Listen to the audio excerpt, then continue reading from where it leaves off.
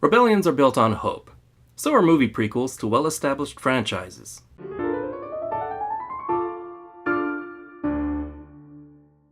A few years ago, I was in a focus group for a video game called Star Wars: The Old Republic. They showed me various pieces of artwork and asked me which was more Star Wars to me. I said none. Star Wars to me was Luke, Han, Leia, Vader, etc. This game takes place 1,000 years before all that. So yes, it was the same universe, but to me it just wasn't Star Wars. Flash forward to Episode 7. They had the old guard, but the movie was on the shoulders of a new generation. Rey, Finn, Kylo, and of course BB-8. But they won me over and eased me into a larger universe.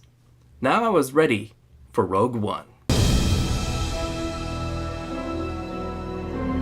Director Gareth Edwards, who directed Monsters and Godzilla, he brings us Rogue One, which follows the heroes responsible for stealing the Death Star plans and delivering them to Princess Leia, where Episode 4 takes off. So we know how it ends. And since this movie's been out for a while, and anyone who cares has probably already seen it, here there be spoilers. Now, a big part of this plot is the opening crawl from A New Hope. It's a period of civil war, rebel spaceships, striking from a hidden base. Neat, huh? The differences from the main franchise is a bit jarring. There's no Star Wars title, just Rogue One. The theme is different and there's no opening crawl, but I actually didn't notice it was missing until a minute in.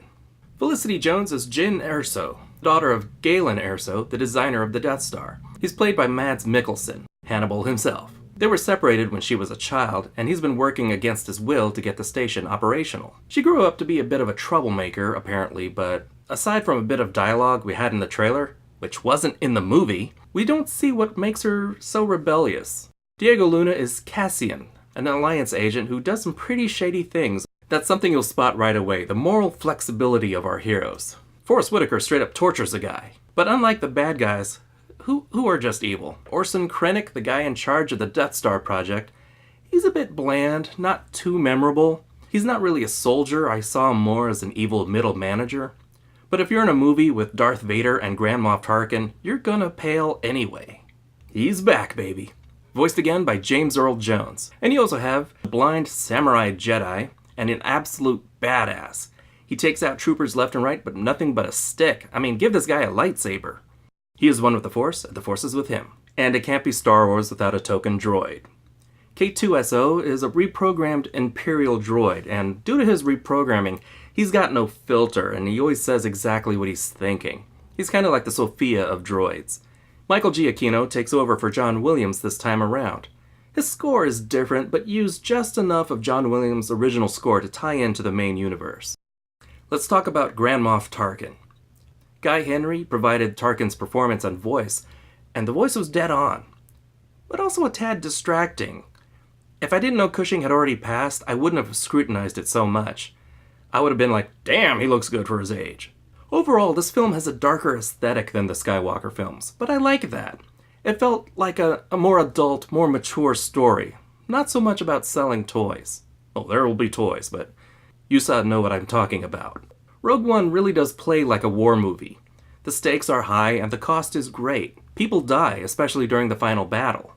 Our heroes steal the plans and Princess Leia retrieves them and makes a run for it. And yes, we get a quick shot of a digital A New Hope era Princess Leia. It was a cool tie-in. These effects never look 100% real, but they are coming a long way from X-Men, Polar Express, this. And we finally see Vader in his prime. His big moment has him tearing through rebel troops like a boss. He's throwing them around with the Force, cutting them down with his lightsaber. It was awesome. It kind of reminded me of Jason mowing down a bunch of counselors. My only complaint is I wish he was taking down some of the main cast rather than a bunch of red shirts. It kind of would have tied everything closer together. That's just my opinion. And there were shots in the trailers that weren't in the movie, probably due to all the reshoots. This didn't happen, or this, or this. The studio called it a tonal adjustment. I really couldn't tell. But with some movies with reshoots, you can tell. I like that the characters were complicated. Our main leads are criminals and killers. And have I mentioned Saw Gerrera, Forrest Whitaker, tortures a guy. Tentacles. We really didn't have time to get to know them, and they were pretty disposable by the end. Even in your typical war movie, someone usually lives to tell the tale.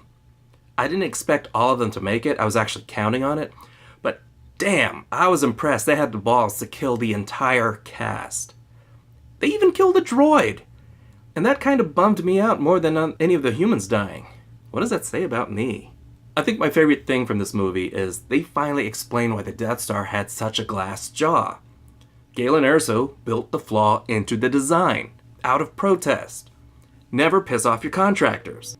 In summary, Rogue One delivers some missing pieces to the Star Wars story.